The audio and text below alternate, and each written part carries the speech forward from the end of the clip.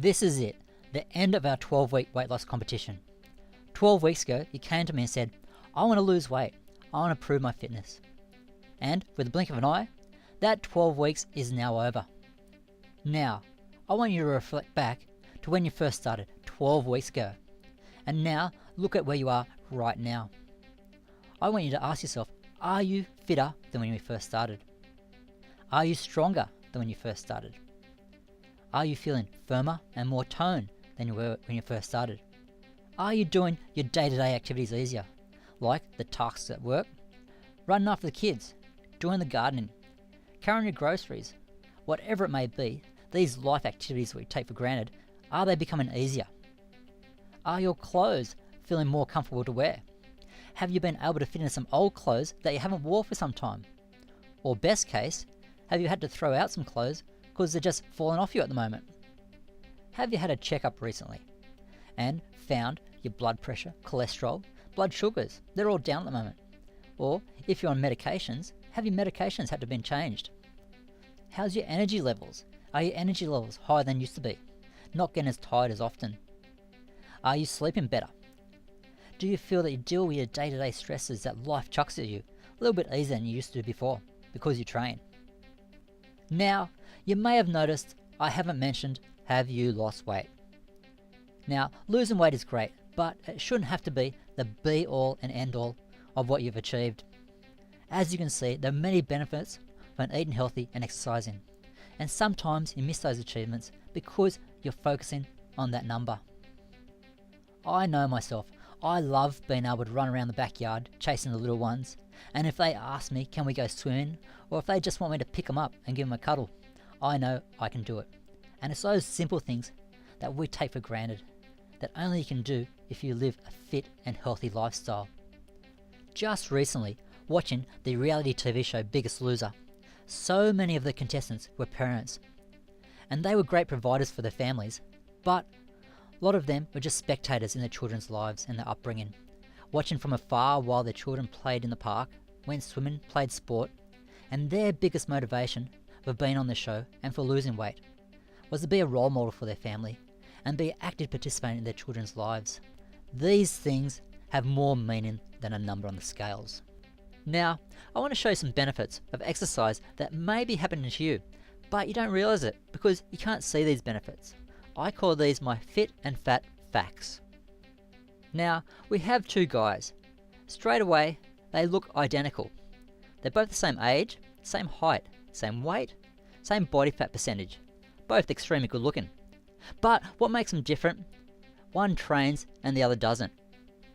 Now, this chart I'm going to show you is the relative risk of cardiovascular disease and mortality. Like I said, both of these guys are the same age, same height, same weight, same body fat percentage. They are considered lean. Their body fat percentage is under 16.7%. Now the blue column represents the person that trains, and the red column represents the person that doesn't train. And as you can see, the person that doesn't train is 4 times likely to get cardiovascular disease and die than the person that exercises. Now let us look at a normal person. They are someone with a body fat percentage between 16.7 and 24.9. Now you can see the person that exercises, their rate does elevate slightly, but the person that doesn't exercise is still 2 times more likely to get cardiovascular disease and die than the person that exercises. Now, out of all the charts, this is the main one I want you to see. This is an overweight person, someone with a body fat percent over 25. If they exercise, their relative risk of cardiovascular disease mortality is nearly the same as a normal person. But if they don't train, their relative risk skyrockets to 7 times more likely to get cardiovascular disease and mortality. If this is an incentive to exercise, I don't know what is. So if someone looks overweight, they actually might be as healthy as a normal weight person. So this is just a small portion of benefits that you can get from exercise that you can't see. So you may have reached your goal weight. That is great. Or you might have just fell short of that target. That is great also. Don't worry, you're still closer to reaching a goal than if you never took on the challenge. And worst case scenario, your weight stayed the same, which that means you didn't put any weight on. Now, whatever your goals were, you have won. You are miles ahead of where you were a few short weeks ago. Hopefully, we have ingrained some life-changing habits, and this may be just the kickstart you needed. They say the journey of 1,000 miles starts with one step. Hopefully, this is your first step to you reaching your health, fitness, and weight loss goals.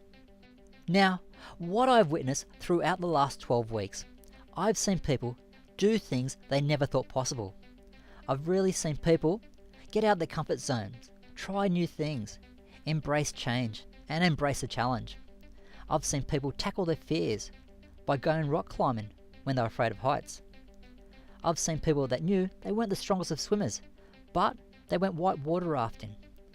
And some people, they knew they weren't the fittest of the bunch, but they took on the Spartan obstacle course. And a lot of these achievements came from the third component I talked about on the very first day of the challenge. It's not about diet. It's not about exercise. It all comes down to that 6 inches between the ears.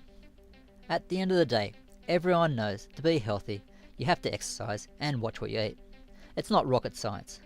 But what's going to make you comply to those two things is your approach and your attitude to the whole process.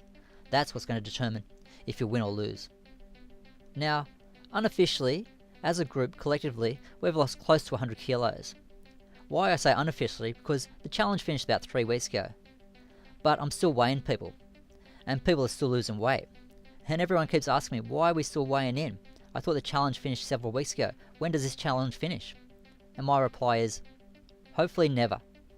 Hopefully, it never comes a point in your life where you stop making challenges and setting goals and want to be the best you can be for yourself and your family. I know personally, my 12-week challenge has been going for over 30 years. From the time I started training to right now, I'm always constantly trying to better myself. And I take that approach into everything I do. Around 2001, I was voted the most outstanding personal trainer at Fitness First. A few years later, I opened up my first personal training studio. Now, a few years later, I've opened up another personal training studio. Now, I could have stayed at Fitness First forever. I was very comfortable, I had a very successful business. But I love setting goals and challenges. My wife reckons I love stress. I don't find it stressful, I love what I do. The only time it's stressful is when I take my eyes off the rewards of the challenge. Now, as I finish up, I'd like to say thank you for letting me be part of your lives and letting me do what I love doing. And hopefully, you already started thinking of your next challenge, if it's personally or physically. And remember, when you start to lose focus of that goal, remember why you started.